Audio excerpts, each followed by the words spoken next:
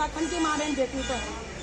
और एलजीसी के संदर्भ में भाजपा सरकार के नाक के नीचे ज्यादातर हमारी मातृशक्ति ही फंसी है, धर्म के नाम पे, खोखले राष्ट्रवाद के नाम पे। अभी बेटी गीता का मामला तुल पकड़ रहा है तो उसमें भाजपा डाइवर्ट कर रही है, ऋषिकेश के लोगों को अवैध बता रही है। तो इस संदर्भ में आप क्या कहना चाहते हैं सरकार से?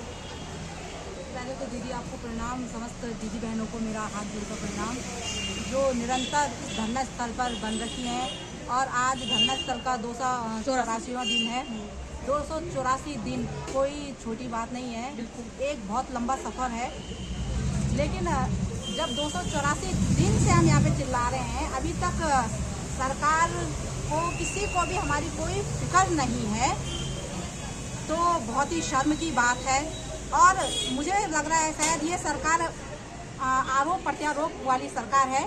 जब भी हम किसी भी मामले को गंभीर रूप से ला रहे हैं, तो जब हम एलजीसी का मामला हमने जब सरकार से सवाल जवाब किए तो सरकार ने मीडिया के माध्यम से हमने उनके जवाबों को सुना कि कांग्रेस के टाइम पे आई, मतलब वो अपना काम कर ही नहीं रही है। वो अपने काम को दूसरों के कंधों पे डाल रही है कि हमने सरकार इस दिन के लिए चुनी थी। और आज जब सब उस वीआईपी का नाम जानना चाहते हैं, बोलना चाहते हैं, अब तो मुझे लग रहा है कि आज की डेट में बेटी, मतलब गरीबों के घर में बेटी होना बहुत बड़ा अभिशाप है। वैसे तो बेटियां होना ही अभिशाप है, लेकिन गरीबों के घर में सबसे बड़ा अभिशाप है। अगर वो भी सबसे बड़ी बेटी, अगर बेटी बड़ी बेटी हो गई तो, क्योंकि बड़े बच्चे के कंधों में हमेशा घर की जिम्मेदारी होती है। जब घर की कंडीशन खराब होती है ना दीदी, तो तब जो सबसे बड़ा बच्चा होता है, चाहे वो बेटी है चाहे बेटा है, तो उसको ज़्यादा सुनना पड़ता है और उसे किसी न किसी रूप में घर से बाहर निकलना पड़ता है। और जब से ये अंकिता हत्याकांड हुआ है, तब से सारा उत्तराखंड, सारा भारत देश पूरा भी इसको ये खबर चली जा चुकी है, घबरा रहा है। और जब उनके अंकिता के बारे में हम सुनते हैं तो हमारी भी रूह कांप जाती है कि दीदी, हमारा मतलब जिस कन्या के रूप में जब हमारी बेटियों को पूजा जाता है, मतलब जिस देश में कन्याओं को, बालिकाओं को भगवान का स्वरूप माना जाता है, उसके साथ इतनी दयनीय स्थिति और दरिंदगी, जो हैवानियत, मतलब वो भी छोटे मोटे लोगों ने नहीं, वीआईपीओ ने। तो और मुझे बहुत ही शर्म लग रही है आज उत्तराखंड सरकार को सोचते हुए कि हमने इनको वोट दिया, हमने इनको पदों पर बैठाया और आज उन्होंने ऐसी स्थिति देश में पैदा कर दी है, मुंह दिखाने के लायक नहीं रहा, क्योंकि हमारी बेटी के समान थी वो।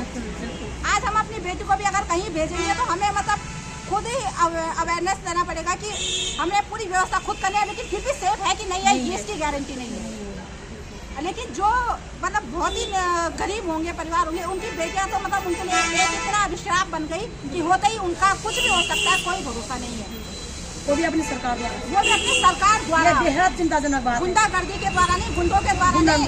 वो इतनी कह रही हूँ कि ये पदों पर बैठे गुंडों के द्वारा, वही मैं कह रही हूँ कि ये बेहद दुर्भाग्यपूर्ण बात है कि अपनी चुनी सरकार से अपना जीवन बचाना मुश्किल हो रहा है। जीवन बचाना मुश्किल है, मतलब जैसे पूरे देश को बचाना था, आज उससे हमें अपना जीवन बचाने में बहुत ही मतलब डर और भय और परेशानी हो रही है, क्योंकि 284वां दिन हमें एलयूसीसी में लड़ते लड़ते भी हो गया है। सरकार ने कोई सुध नहीं ली, आरोप प्रत्यारोप किए, बस इसी में मामला ठंडा कर दिया। उसके बाद अंकिता हत्याकांड का मामला टूल पकड़ने बैठ गया, तो वो मूल निवास पे आवाज उठाने बैठ गए कि अब ये फॉरेस्ट में आ गया है, जगह जगह से लोगों को बेघर कर रहे हैं। तो मैं सरकार से सवाल पूछना चाहती हूँ कि आपकी मंशा है क्या, आप चाह क्या रहे हो? यदि नागरिक अवैध है तो फिर तुम सरकार वैध कैसे हो सकती है? वही तो, अगर जिन नागरिकों के द्वारा वैध सरकार चुनी गई है तो वो नागरिक अवैध कैसे हो गई? बिल्कुल आपसे जवाब मांगती है जनसाधारण लोग, नागरिक आपसे जवाब मांगते हैं कि हमारे द्वारा चुनी गई सरकार वैध है तो हम अवैध कैसे हो गए हैं? इसका जवाब सरकार को देना पड़ेगा। और जिस भी पदों पर आप बैठे हैं उसकी गरिमा बनाए रखें, लेकिन 2027 अब दूर नहीं है। जनता को सब कुछ मालूम चल गया है, सब मालूम। हम भी 284 दिन से हम सड़कों पे बैठ बैठे हैं, हमें भी सब कुछ पता चल गया कि कौन कैसा है। तो अभी भी आपके पास समय है, जाग जाइए, केवल एक साल बीच में, इसमें आप जाग जाइए। अगर आपने इस समय उठ गए तो शायद जनता थोड़ा से, क्योंकि हम दयालु नहीं होते तो हम शायद ऐसे आज रोड पे भी नहीं होते, है ना? तो आप जाग जाइए, बेटे अंकिता की सीबीआई जांच तुरंत बिना विलंब किए शुरू कर दीजिए, नहीं तो जनता का इतना उग्र रूप आपको देखने को मिलेगा कि आज शायद 2027 में तो फैसला जब होगा तब होगा, जनता 1 महीने के अंदर तुम्हें सबक सिखा देगी और पदों से नीचे जमीन पर फेंक देगी। बिल्कुल। तो मेरा यही निवेदन है, अभी सभी निवेदन ही कर रहे हैं, तो आप अभी हमारे जो कोमल स्वरूप है उस स्वरूप से आप कार्रवाई करें, नहीं तो उग्र रूप आपको झेलना पड़ेगा। धन्यवाद। सुमन के द्वारा बिल्कुल सही कहा गया है कि 2026-27 जब आएगा तब आएगा, लेकिन बेटी अंकिता के हत्याकांड में उस वीआईपी डॉक्टर को अगला भगत नहीं किया गया, सीबीआई जांच में नहीं भेजा गया, उससे पहले सरकार को जो है महिलाओं का उग्र रूप झेलना पड़ेगा।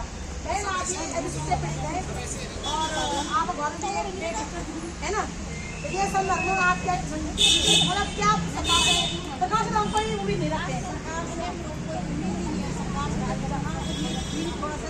वो आजकल देखने को मिल रहा है ना, सरकार से तो हमको इतना पहले हम बीजेपी वाले थे, हमको नहीं पता था कुछ, लेकिन जब से हम एलएसटी से पीड़ित है ना, जब से हम सड़कों में आए हैं तब से हमको पता चला कि बीजेपी क्या है। बिल्कुल है ना। अब इतने चोर गुंडे बैठे हुए हम बोल ही नहीं सकते हैं कुछ ना, जैसे सुनने में आ रहा है, तो हमारे तो बोलने लायक भी नहीं है ऐसे, क्योंकि हम गरीब है, हमारे घर में 2 बेटियां हैं। बिल्कुल। हमको अब कहीं भी बेटी जब से थोड़ा सी बाहर जा रही है तो हमको डर लग रहा है। बिल्कुल है ना। जब इतनी बड़े बड़े नेता लोग ऐसा कर सकते हैं, एक आम आदमी तो पता नहीं, गरीबों को या तो सही बोला बहन ने, गरीबों को यहाँ बेटी होना बहुत बड़ा पाप हो गया है ना।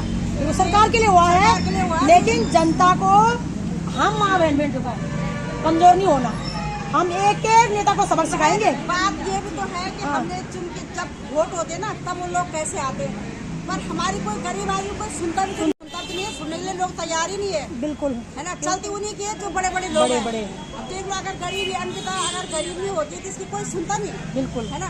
अगर किसी नेता की बेटी होती तो हिम्मत होती उनके एक्स्ट्रा सर्विस मांगने की, मतलब ही नहीं था, लेकिन एक गरीब आदमी की बेटी, वही गरीब हम भी है, हमको अब हमारी जवान बेटी है, बाहर जाना है, कहीं कुछ जाना है, रोजगार देखना है, तो डर डर लगी है ना, बहुत भयंकर डर लगी हुई है। ऐसी सरकार को तो हम चाह रहे कि सरकार दोबारा भगवान चाहे कभी ना आए। बेटी अंकिता हम शर्मिंदा है, कातिल जिंदा है, बेटी अंकिता हम शर्मिंदा है, सीएम धामी हाय हाय, हम अपना भुगतान मांगते, नहीं किसी से भीख मांगते, हम अपना खून पसीना का भुगतान मांगते, नहीं किसी से भीख मांगते। केंद्र सरकार हाय हाय,